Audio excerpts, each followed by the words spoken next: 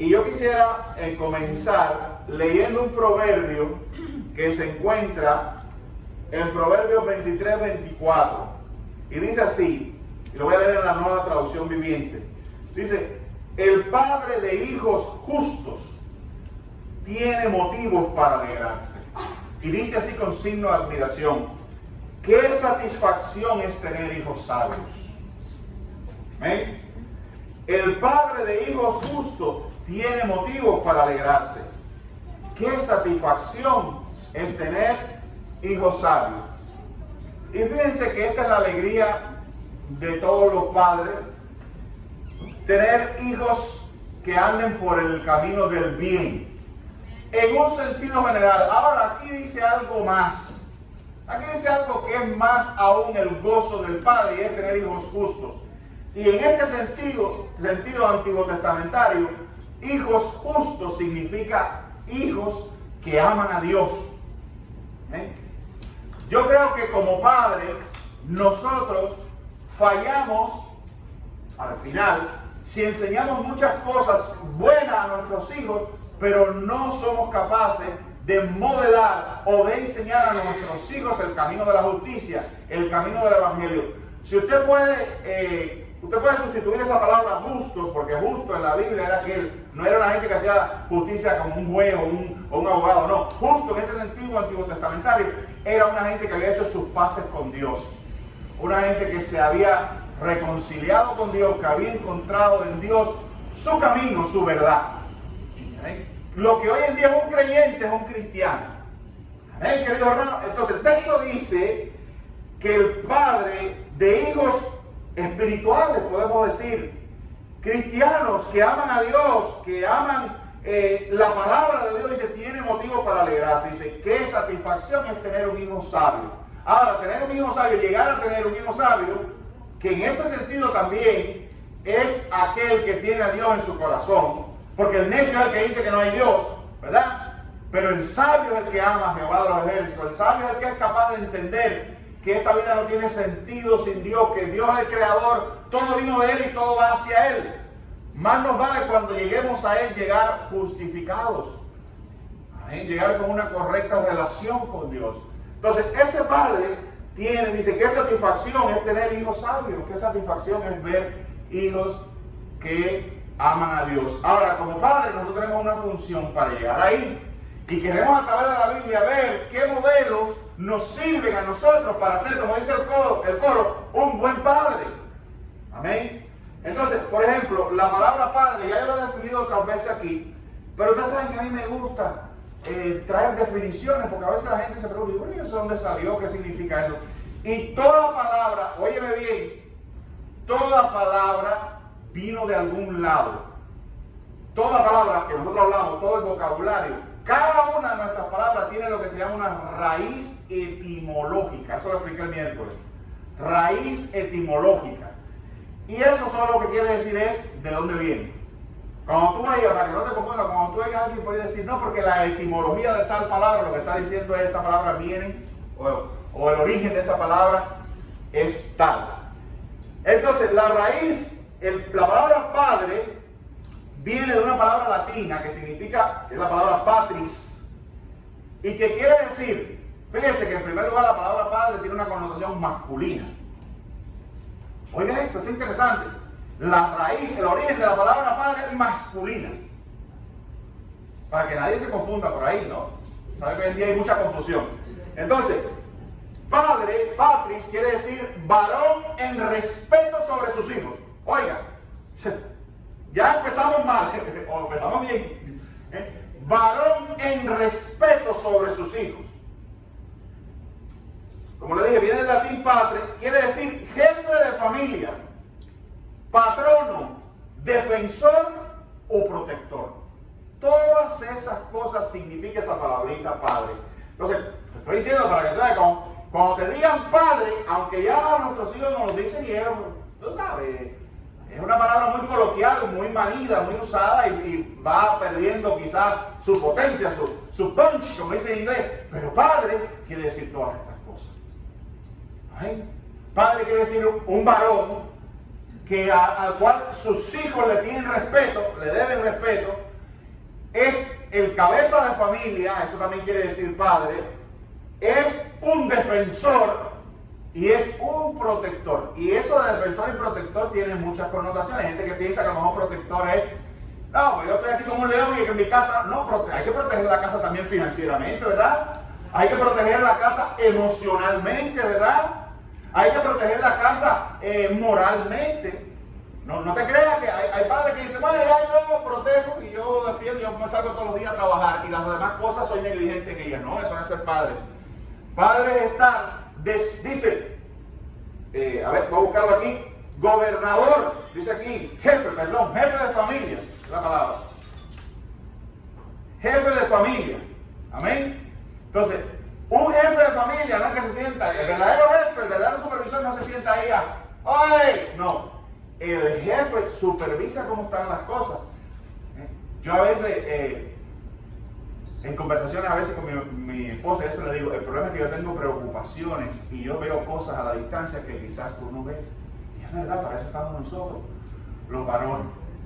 Los varones tenemos esa capacidad de anticiparnos y ver qué puede pasar, si falta esto, si ocurre esto, imaginar escenarios y proteger. ¿Eh?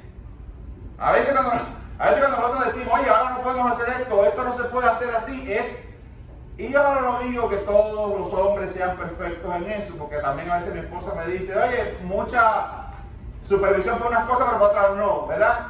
Y a veces uno como varón se le va un poco la mano hacia las cosas que a uno le gustan, no sé si me hago entender, pero en sentido general el varón debe proteger la casa financieramente, moralmente, físicamente, debe proteger la casa del futuro, como hablábamos ahorita, ¿verdad? Entonces, bien, yo creo que eso es un padre, ¿no? Y el objetivo de ese título es dejar un legado. O sea, padre significa también que tú proteges, que tú guardas, pero con un objetivo. Tú estás invertido, tú estás involucrado en la formación de una familia, donde el plato fuerte son nuestros hijos. ¿A quién nosotros vamos a gobernar? ¿Sobre quién nosotros vamos a ser supervisor? ¿Sobre quién nosotros vamos a ser los padres? Sobre nuestros hijos. Y un padre es una persona que también se preocupa por dejar un legado. Hay que ir formando un legado. Mira, hablando de... Ahora me viene solamente, y debía haberlo traído el texto, pero ahora se me ocurre aquí. La historia de... Hay un grupo en la Biblia de una cierta tribu, ahora no recuerdo, que el padre, un ejemplo que le voy a poner, les enseñó a no tomar vino. Y cuando tú llegas a esa historia bíblica, y qué lástima que no la tenga, cuando tú llegas a esa historia bíblica, la historia bíblica te dice que los hijos de ese padre hasta ese día no tomaban vino. Eso era un legado que habían dejado, ¿verdad? No tomaban vino. El padre los enseñó a eso y por generaciones quedó ese legado. Un ejemplo que les pongo. Porque un padre es alguien que de alguna manera busca dejar un legado en tu familia. Tú no eres alguien en respeto sobre tus hijos, pues deja un respeto. Deja algo que perdure, deja algo que pueda trasladarse de familia en familia. Puede ser algo como, ahorita yo dije que te la pasabas trabajando y no piensas que lo digo de una manera peyorativa, pero un legado pudiera ser también que tú enseñaras a tus hijos a trabajar. ¿Has visto cómo hay muchachos hoy en día que saben trabajar? Es increíble. Hay una cantidad de muchachos que no saben trabajar, porque trabajar es más, ¿cómo les digo? Y no me voy a meter ahí porque ya sería otro mensaje, pero trabajar es más que levantarse y trabajar tiene una técnica, ¿no? Una curva de aprendizaje, ¿no? Es esforzarse cuando uno no tiene ganas, es ir incluso cuando uno está enfermo, es estar allí presente, hacerse confiable, que en la compañía tuya sepan que pueden contar contigo.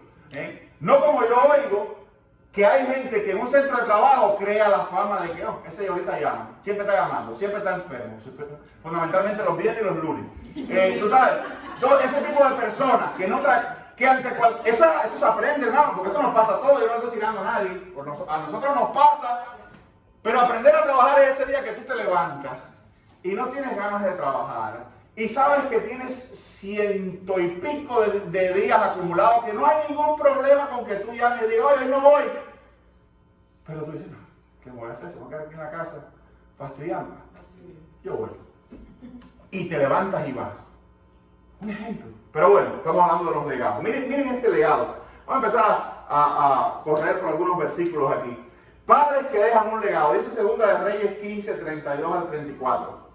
Dice, en el segundo año de Peca, hijo de Remalías, rey de Israel, comenzó a reinar Jotam, hijo de Usías, rey de Judá. Cuando comenzó a reinar, era de 25 años y reinó 16 años en Jerusalén. El nombre de su madre fue Jerusa, hija de Sadoc. Ahora aquí viene la cosa, versículo 34. E hizo lo recto ante los ojos de Jehová. Hizo conforme a todas las cosas que había hecho su padre Usías. Amén.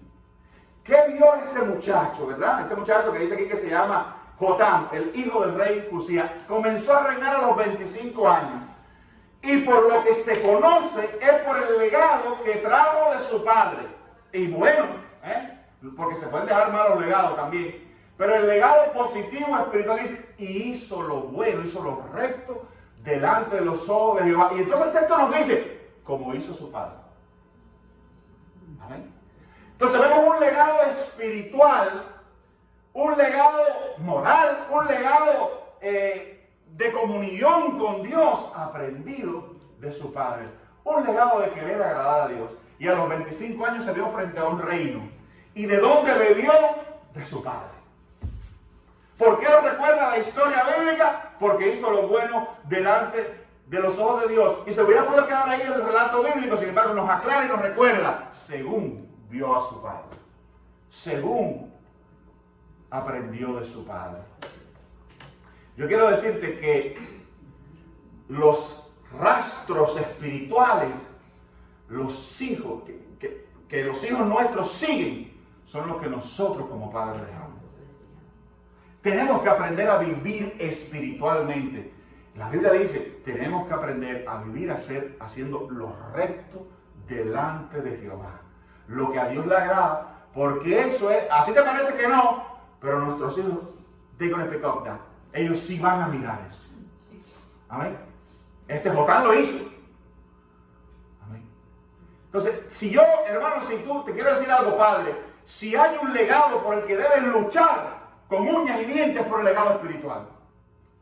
Por ser espiritual, por ser creyente, por amar a Dios en los momentos difíciles, en todos los momentos, y si es posible, déjate ver por tus hijos. Amén. Y a veces va a ser difícil, pero créeme que le estás dejando un legado de vida y de bendición, porque en esta vida no vale la pena vivir si uno no tiene la bendición de Dios y la aprobación divina. Amén. Amén. El Salmo 1 es bien claro con respecto al que es plantado junto a corrientes de las aguas cuya hoja nunca cae. Amén. Y todo lo que hace prosperar. Bien, hay padres que dejan un legado, hay padres que acompañan siempre. Miren este texto. Segunda de Samuel. Este ha sido mi texto de esta semana. Este ha sido mi texto del mensaje. Lo he compartido con varias gente. Porque no lo había visto y lo encontré en un lugar poco probable. Pero miren qué belleza. Y van a darse cuenta porque es poco probable. Y es el texto que se encuentra en segunda de Samuel 1:23. Dice esto. Saúl y Jonatán. Ya saben quién es Saúl. Saúl era el rey anterior a David. Y Jonatán es su hijo. El mejor amigo de David. Y esa relación, si usted estudia la Biblia, no fue perfecta. Pero miren lo que tiene que decir la Escritura, casi a modo de epitafio, porque esto se dice cuando ellos mueren. Casi a modo de epitafio. Pero miren qué mensaje tan hermoso sobre un padre y un hijo. Dice, 2 Samuel 1:23, dice, Saúl y Jonatán, amados y queridos, inseparables en su vida, tampoco en su muerte fueron separados. Más ligeros eran que águilas, más fuertes que leones. Es aquí un padre y un hijo que compartieron la vida. Y dice la Escritura, que fue lo que me llamó la atención y lo que me, ¿cómo se dice? Me puso warm, como dicen, el corazón. es que dice que eran inseparables. ¿Qué relación de padre e hijo que fueron inseparables a tal punto que murieron juntos?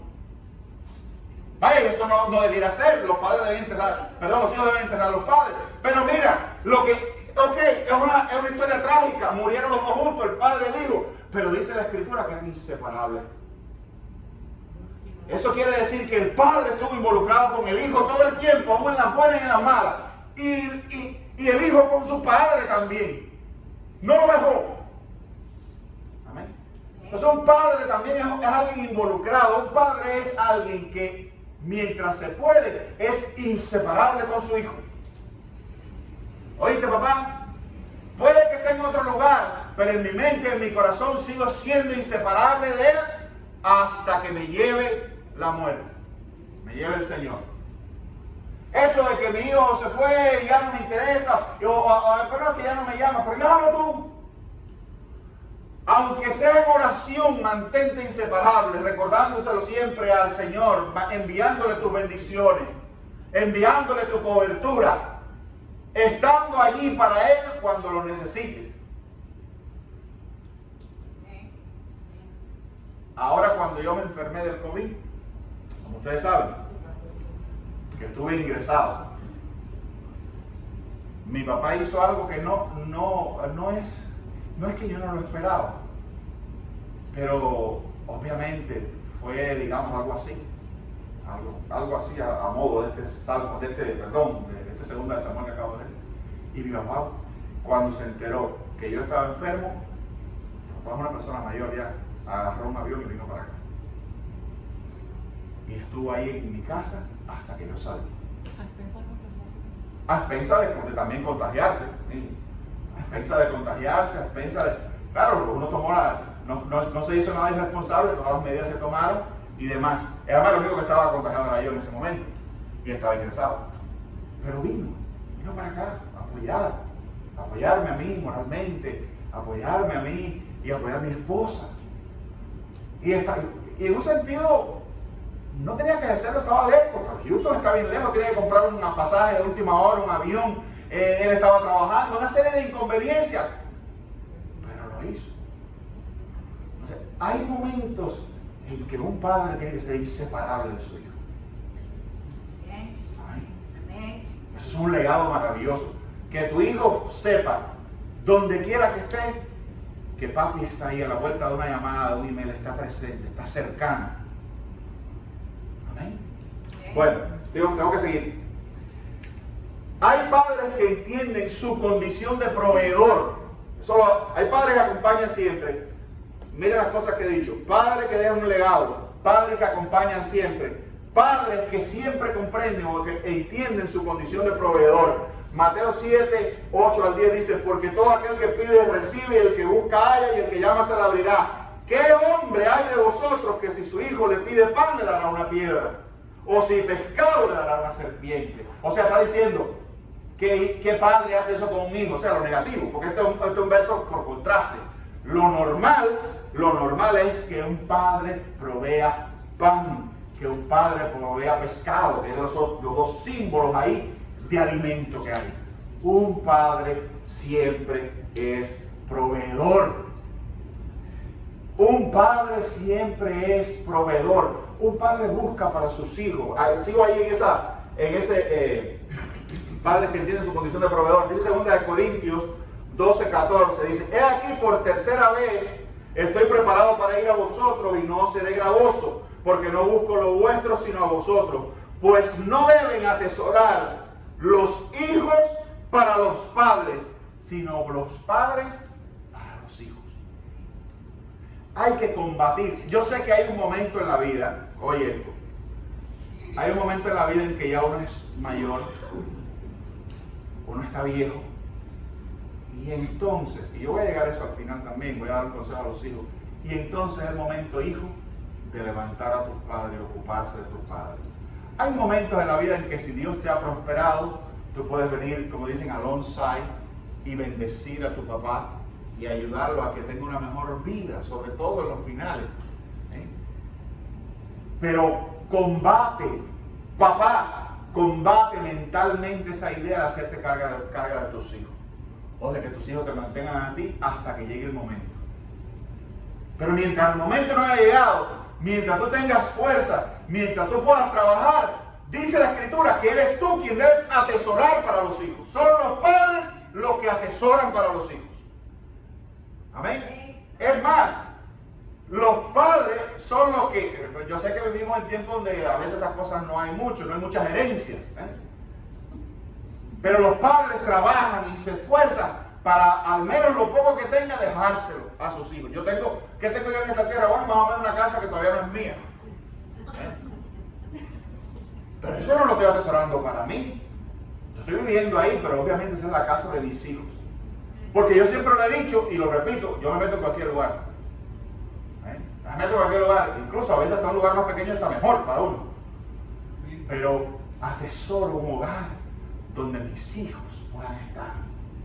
Lo siento en mi corazón hacerlo, compadre, porque tengo que tener esa primicia. Te la repito, mira ahí lo dice, está en 2 Corintios 12:14, perdón, grábatelo. Dice, pues no deben atesorar los hijos para los padres, sino los padres para los hijos. Somos nosotros quienes buscamos tesoros de cualquier clase para nuestros hijos. Y aquí obviamente por el contexto se está hablando de cosas materiales, pero hay muchas cosas que atesorar también, ¿verdad? Y acumularlo, como dijo, un buen hogar, un buen ejemplo, una familia, una vida espiritual correcta. Hay otros tesoros, hay tesoros en el cielo y la Biblia dice que te hagas de eso, de los que están en el cielo. Pero aún esos tesoros del cielo, que significa una conducta espiritual, son tesoros que uno le deja y guarda para nuestros hijos. Amén, querido hermano. Amén. Hay padres que hacen, ya Marianita, ahí te vas preparando. Hay padres que hacen, todavía, grandes sacrificios para sus hijos. Por ejemplo, Marcos 5, 22, 23. Oye esto es ser padre también.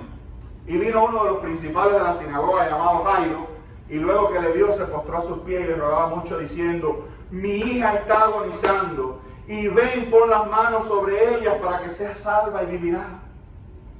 Ahora, ¿por qué ese texto es importante?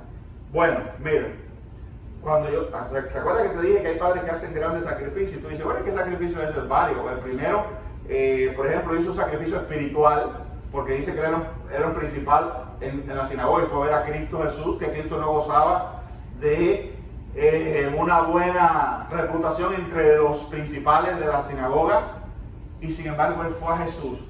Entonces, hizo sacrificios espirituales, pero también hizo sacrificios morales, porque era un principal. Y Cristo no andaba por ahí con coronas y séquitos y entourage, como dicen. Cristo andaba con una pila de zarrapado. Amén. Y aunque algunos dicen por ahí que Cristo andaba vestido con un saco de lujo y después, y que si la costura y todas las cosas que inventan por ahí, Cristo era un individuo que se vestía igual que todo el mundo. Y andaba más bien sobre lo humilde, sobre lo low profile, como se dice.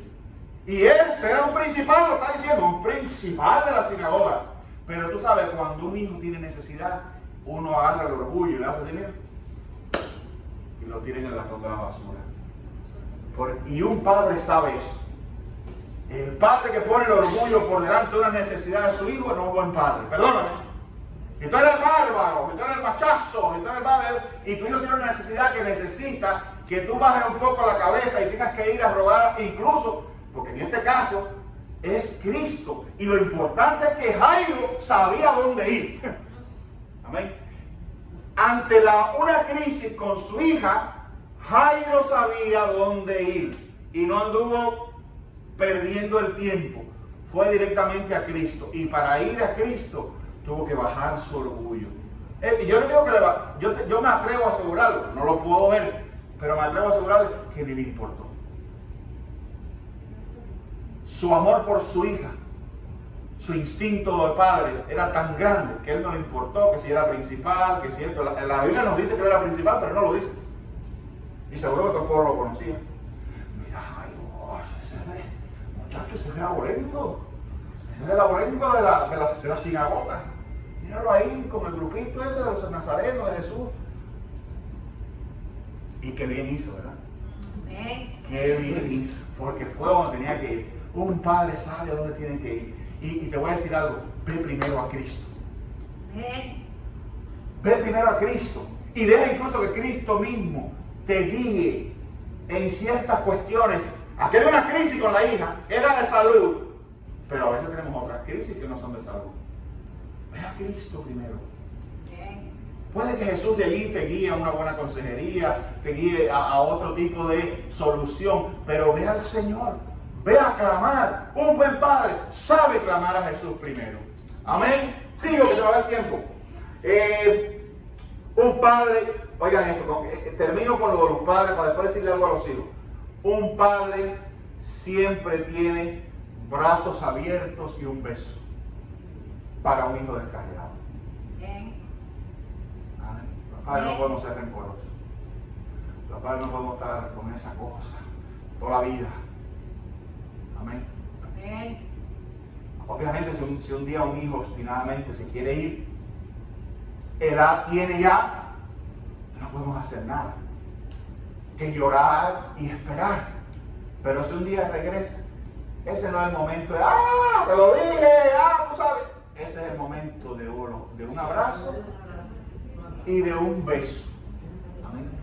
Y yo quiero ponerte ahora, bueno, déjame leerte primero Lucas 15:20, dice, y levantándose vino a su padre. Esta es la historia del hijo pródigo, usted la conoce.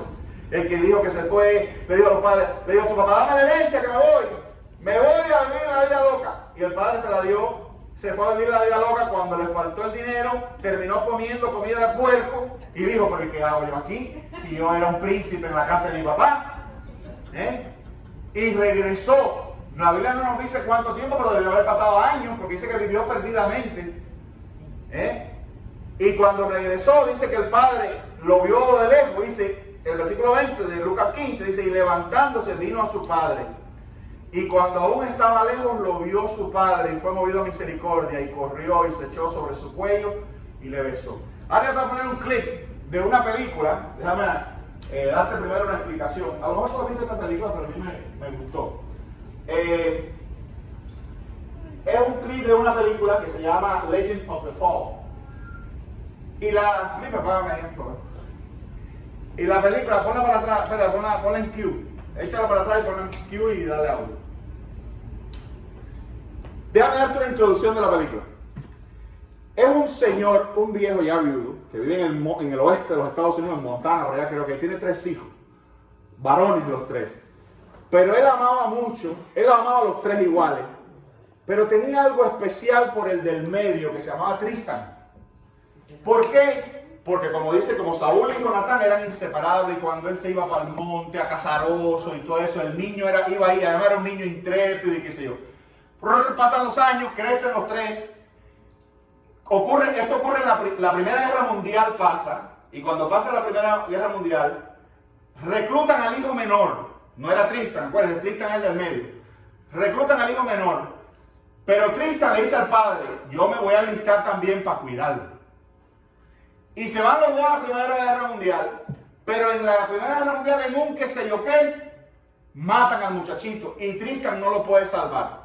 Tristan se mata, corre entre las balas y qué sé yo, en un frenético, pero no logra salvar a su hermano. Y entonces se deprime y nunca más regresa a la casa. Se va años a vivir perdidamente, a vivir con prostitutas, a curarse, a automedicarse con todas esas cosas, ¿no? Por la muerte de su hermano, alcohol, prostitución, raca. Mientras todo eso está pasando, el padre se destruye, se va destruyendo. Le da un stroke, se queda todo torcido, casi no puede hablar. Y era un tipo próspero y sin embargo queda hecho un guiñapo, lo vas a ver ahí. Y queda hecho un guiñapo humano. Pasan los años y Tristan recupera por allá su sentido. De hecho, prospera un poco. Y años después regresa. Esta es la parte que vamos a ver. Es como un hijo pródigo, aunque él viene próspero, no viene desbaratado. Pero cuando yo te dije que un buen padre siempre tiene un abrazo y un beso, déjame decirte que Tristan se va pensando, y después la película te va a ir mostrando más eso, tienes que verla. Pero él se va pensando que a lo mejor el padre estaba enojado con él. Y el padre, al contrario, la escena te va a demostrar a ti que él pudo haber regresado al mismo día. De hecho, hay un momento en que, eso te lo voy a contar porque eso no lo vas a ver ahí. Después de la película hay un momento en que el hijo mayor le dice, por culpa tuya mataron a Samuel, creo que se llama muchacho Samuel. Y el padre sale como una fiera y le dice, Samuel era un soldado y los soldados mueren. Le dice, o sea, para quitarle la culpa arriba, pero eso después. Ahora él regresa a casa donde está su padre desbaratado. Vamos a ver.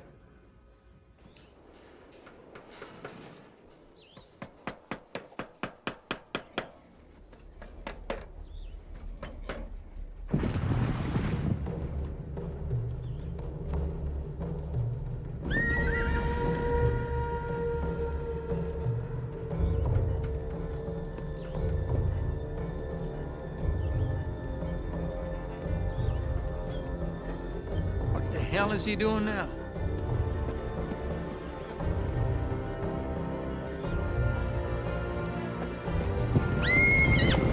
Preston!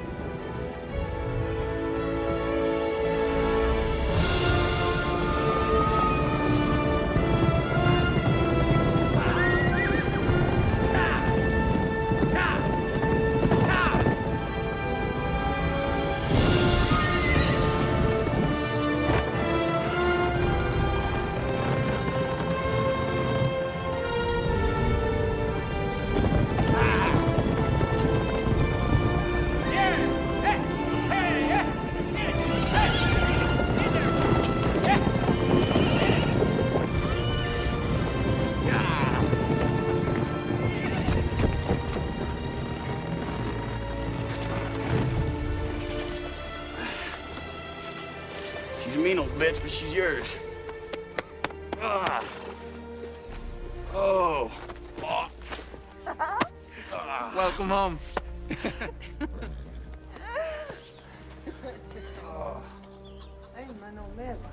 Okay.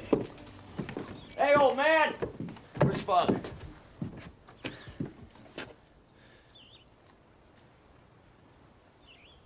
Stab?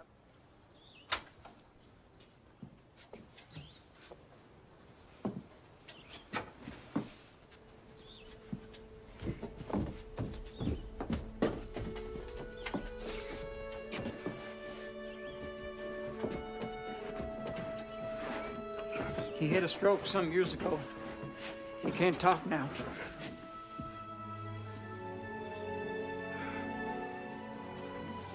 Oh, father.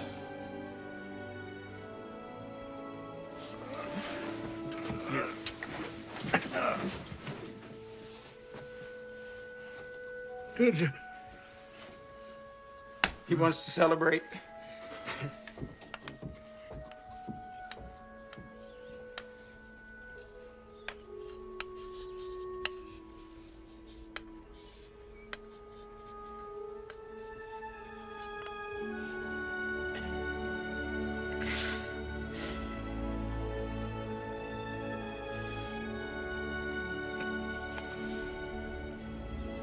I'm happy too.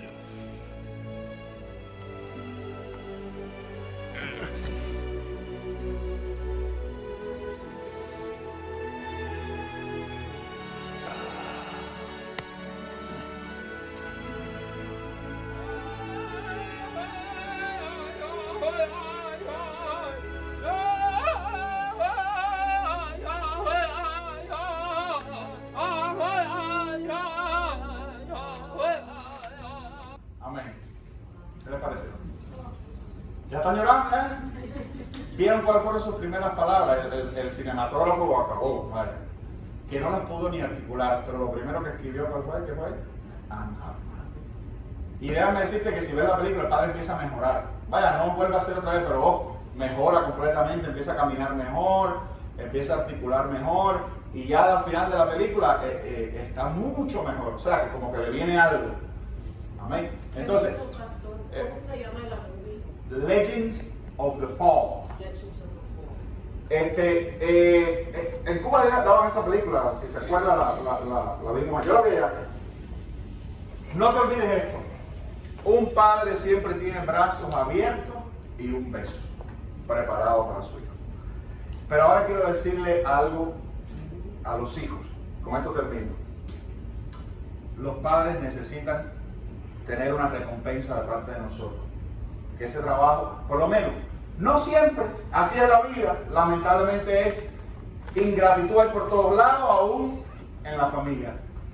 Pero si tú eres un buen hijo, tú debes al menos tratar en algún momento de ser una recompensa para tus padres. Miren, dice en 1 Timoteo 5:4, pero si alguna viuda tiene hijos o nietos, aprendan estos primeros a ser piadosos para con su familia y a recompensar a sus padres, porque esto es lo bueno y agradable delante de Dios. Si algún día un padre se ve en esa condición, como el Señor, viste como el vino le trajo caballo y todo eso, y él empieza a echar, él echa la finca esa, la echa para adelante.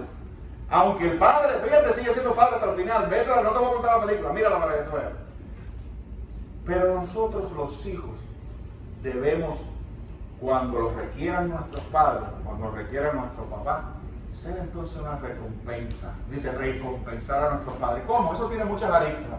Puede ser acompañándolo como ellos nos acompañaron a nosotros. Puede ser cuidándolo como ellos nos cuidaron a nosotros. Puede ser proveyendo financieramente para ellos como ellos proveyeron para nosotros.